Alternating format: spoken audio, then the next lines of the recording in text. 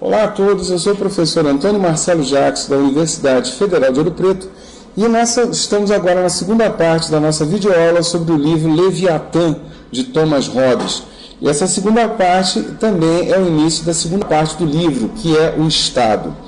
Escreve Hobbes: o fim último, causa final e desígnio dos homens que amam naturalmente a liberdade e o domínio sobre os outros, ao introduzir aquela restrição sobre si mesmos, sob a qual os vemos viver nos estados, é o cuidado com sua própria conservação e com uma vida mais satisfeita.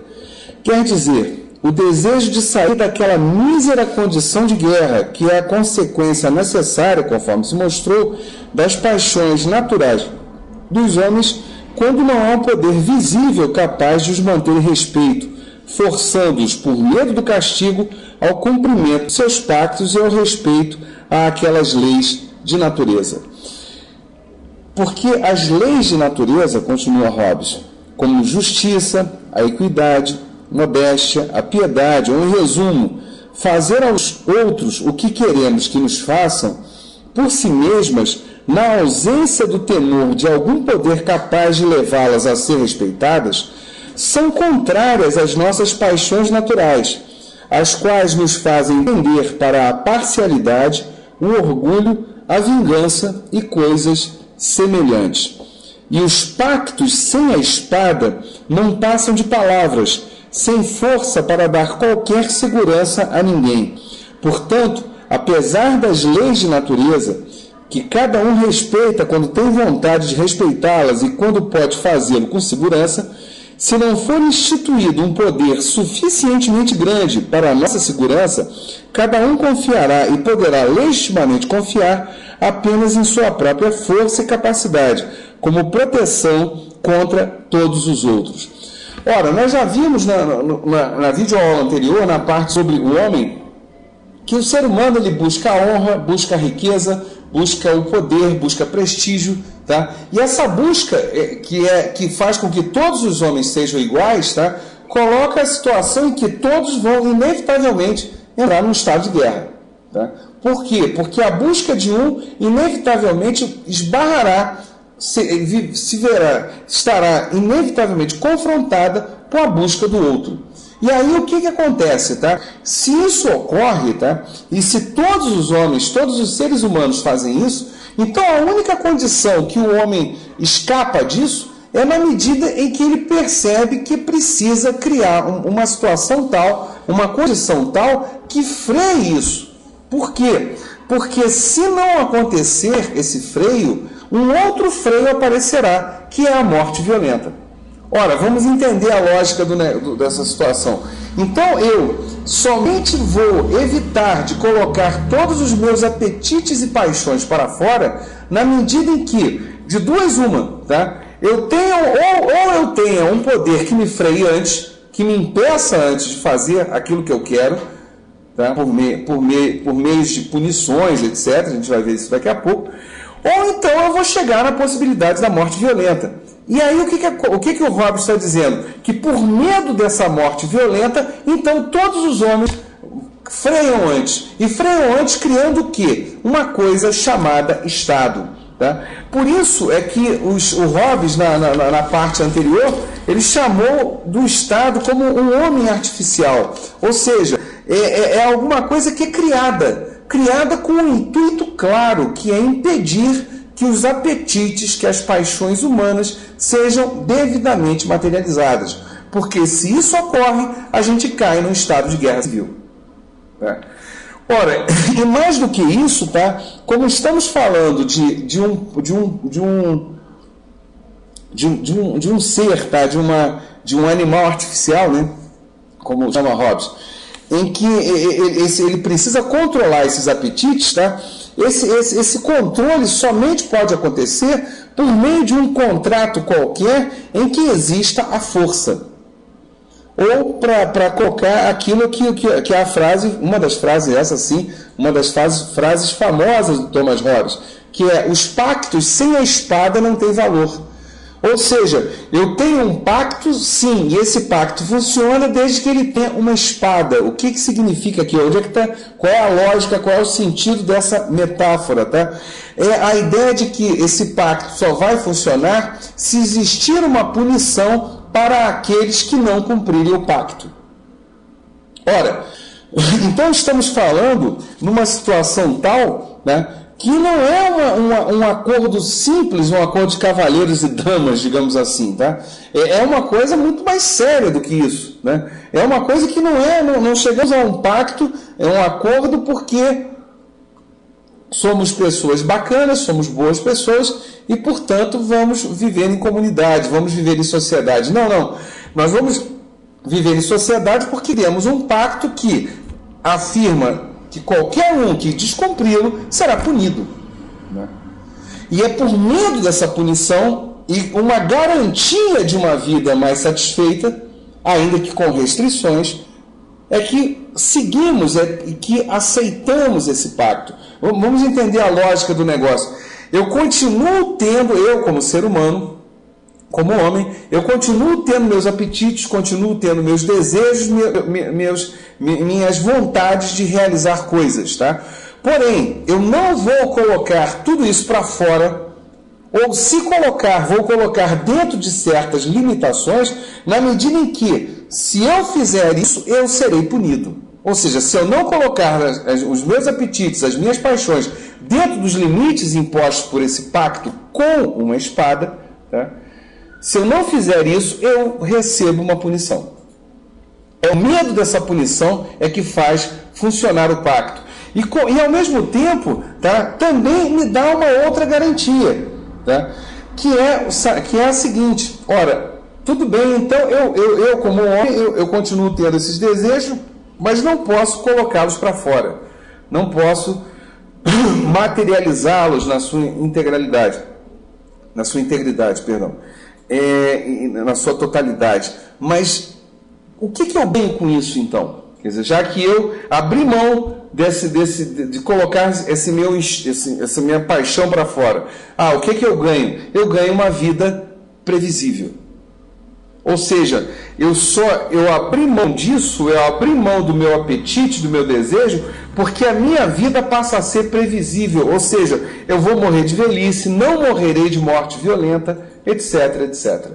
Tá? É interessante essa passagem aqui, e aí vale, de novo, é um exemplo que não está no livro, mas é um exemplo que facilita a compreensão de todos, quero acreditar, que é aquela situação do você, que todos colocam, né? Por que eu não posso andar armado? Tá? Porque, em tese, eu já autorizei o Estado a convocar pessoas que estariam armadas e que gerariam e que dariam a mim essa proteção, essa garantia, essa segurança.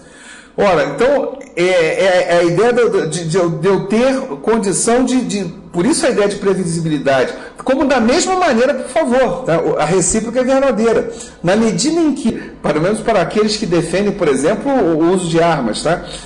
O que eles dizem? É que o Estado não oferece todas as garantias necessárias. Por isso eu uso uma arma. Por favor, são dois exemplos da questão. De um lado, aquele que justifica a não utilização de arma. Do outro lado, aquele que diz que sim, eu vou usar arma, e tudo envolvendo o mesmo ponto, que é um ponto que poderemos chamar de hobbesiano, a saber, aquela ideia se o Estado dá ou não segurança. Segundo o Hobbes, o Estado tem que dar essa segurança, tá? Porque sem isso, o Estado perde o seu sentido. O Estado tem que dar a segurança, por quê? Porque gera com isso, tá, a chamada previsibilidade.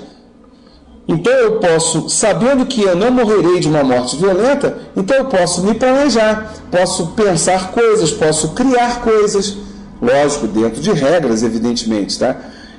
Mas sempre com a certeza de que, pelo menos, essa segurança eu vou ter, de alguma forma, tá?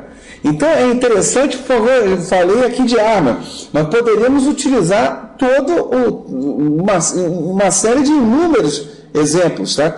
Como, por exemplo, o caso da segurança alimentar, né? Então, por que em tese eu não posso roubar, eu não devo roubar, tá? porque, em tese, eu tenho que ter condições geradas pelo Estado para que eu possa me alimentar corretamente, né? E na medida que isso não acontece, tá? Aí, numa situação de extrema penúria, eu poderia até roubar comida. É interessante aí pensando, e por favor, eu não posso aqui generalizar, mas vou pensar apenas na legislação brasileira, tá? Qualquer pessoa que roube comida para comer, ela não é presa. Exatamente, é uma lógica robesiana, tá? Por quê? Porque na medida em que eu estou roubando para comer, roubando para me alimentar, eu estou dizendo o seguinte: olha, não me foi dada a condição mínima que seja, ideal que seja, para que eu possa conseguir aquele alimento. Então, por isso, ou seja, alguém não cumpriu a sua parte, alguém não cumpriu aí o seu dever de casa. Em último caso, seria o Estado, tá? Continuando aqui com o argumento do Hobbes, não é a união de um pequeno número de homens que é capaz de oferecer essa segurança. Porque quando os números são pequenos, basta um pequeno aumento de um ou do outro lado para tornar a vantagem da força suficientemente grande para garantir a vitória, constituindo, portanto, tal aumento um incitamento à invasão. A multidão que pode ser considerada suficiente para garantir nossa segurança não pode ser definida por um número exato, mas apenas por comparação com o inimigo que tememos, e é suficiente quando a superioridade do inimigo não é de importância tão visível e manifesta que baste para garantir a vitória, incitando-o a tomar a iniciativa da guerra. Pois, se fosse lícito supor uma grande multidão capaz de consentir na observância da justiça e das outras leis de natureza, sem um poder comum que mantivesse a todos respeito, igualmente o seria supor a humanidade inteira capaz do mesmo. Nesse caso, não haveria nem seria necessário qualquer governo civil ou qualquer Estado, pois haveria paz sem sujeição. É interessantíssima essa observação, essa passagem aqui, porque ele fala, o que ele está dizendo em último caso? Olha, quando você fala de meia dúzia de gatos pingados, eu não preciso de Estado, né? Querendo ou não, por mais diferentes que sejam, 3, 4, 5 pessoas chegam a um acordo, né? Agora, eu posso pressupor que um número muito maior, sim. Tá? Eu não posso, como diz Hobbes, imaginar qual é o número, tá? A partir de que número precise disso. Agora, com toda certeza, uma multidão precisa. Tá? E por que precisa? E aí é que é interessantíssimo, tá? Porque se o homem fosse em multidão, dentro de uma multidão, se o homem fosse capaz de viver em paz, eu não precisaria de Estado. E aí, toda vez que eu tenho uma multidão qualquer, eu preciso de um poder que dê ordem a essa multidão, que coloque regras para essa multidão seguir, caso contrário, haverá punição. Por favor, isso aí é fato, tá? Sociologicamente comprovado, digamos assim. Tá? É interessante, tá? Porque realmente não há condição de você imaginar um grupo enorme vivendo tranquilamente. E aí, na sequência, o Hobbes ainda faz, para arrematar essa questão, ele ainda faz uma comparação, uma lista comparando o ser humano com outros animais. Vamos dar uma lida aqui porque é interessantíssimo. É certo que há, diz Thomas Hobbes, algumas criaturas vivas, como abelhas e formigas, que vivem socialmente umas com as outras, e por isso são contadas por Aristóteles entre as criaturas políticas, sem outra direção senão seus juízes e apetites particulares, nem linguagem através da qual possam indicar umas às outras o que considera adequado para o benefício comum. Assim, talvez haja alguém interessado em saber por que a humanidade não pode fazer o mesmo, ao que tenho a responder o seguinte. É interessante, o que ele está dizendo é o quê? Olha, o Aristóteles, lá na Grécia Clássica, ele classificou formigas e abelhas dentro das sociedades políticas. Muito bem. E aí ele fala, só que é interessante porque, em tese, não há uma lei, não há polícia, não há nada que faça com que as abelhas e as formigas sigam as regras. E aí, por que então o homem não as segue? Qual é o problema que acontece entre homens que os separam das formigas e abelhas? E aí vamos à lista. Primeiro, que os homens estão constantemente envolvidos numa competição pela honra e pela dignidade, o que não ocorre no caso dessas criaturas. É interessante aqui, nenhuma abelha, nenhuma formiga vai estar brigando por honra e dignidade, mas os homens sim. Né? Segundo, que entre essas criaturas não há diferença entre o bem comum e o bem individual. Interessantíssimo, tá? É dado que, por natureza, tendem para o bem individual, mas acabam por promover o bem comum. Mas o homem só encontra felicidade na comparação com os outros homens e só pode tirar prazer do que é eminente. É interessantíssimo aqui. O ser humano ele só tira prazer pela comparação. O que eu tenho, o que o outro não tem. E se o outro, ou antes, ou o que é pior, né? O que o outro tem e eu não tenho. Então, nessa comparação, na primeira parte há a felicidade, na segunda a infelicidade. Isso é uma coisa que os animais, particularmente abelhas e formigas, não fazem. Né? Terceiro, que como essas criaturas não possuem, ao contrário do homem, o uso da razão, elas não veem nem julgam ver qualquer erro na administração de sua existência comum. Interessantíssima também, né? Porque apenas o homem, porque tem razão, ele critica. Ele consegue dar juízo de valor e achar que alguma coisa é boa ou ruim. Já abelhas e formigas, não. Quarto, que essas criaturas, embora sejam capazes de um certo uso da voz para dar a conhecer umas às outras seus desejos e outras afecções, apesar disso carecem daquela arte das palavras, mediante a qual alguns homens são capazes de apresentar aos outros o que é bom sob a aparência do mal, e o que é mal sob a aparência do bem.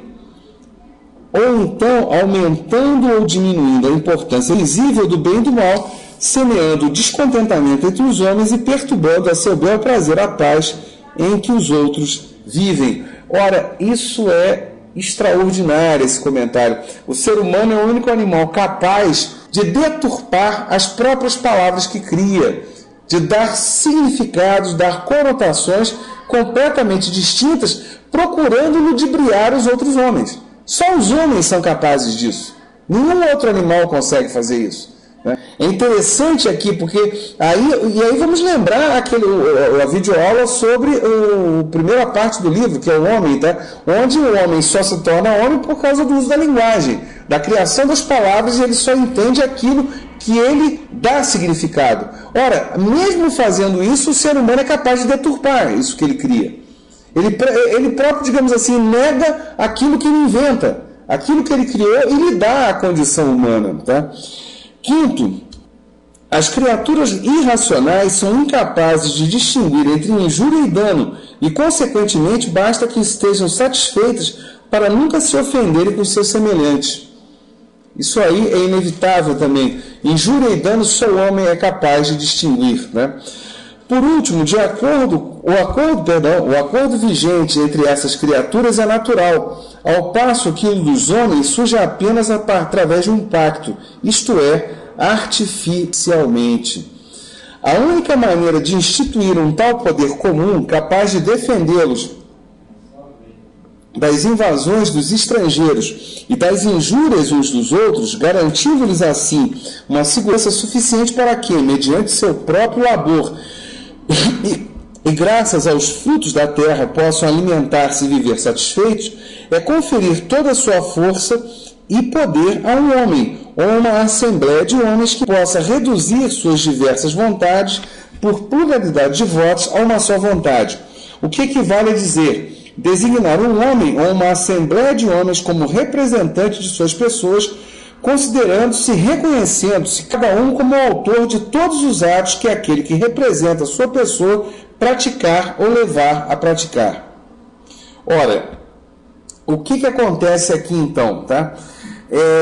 Se eu não consigo, enquanto ser humano, viver em paz, em sociedade, em função de todos os meus apetites, e em função dessa pequena lista de 6 itens que o Robbins apresenta, qual é então a única coisa que me dá condição de viver em sociedade? Tá? É um pacto com a espada. É um poder que seja capaz de me controlar. Tá? E esse poder, ele me controla por quê? Porque junto com esse poder, ele possui a capacidade de me punir. É o medo da punição que torna o homem um ser sociável.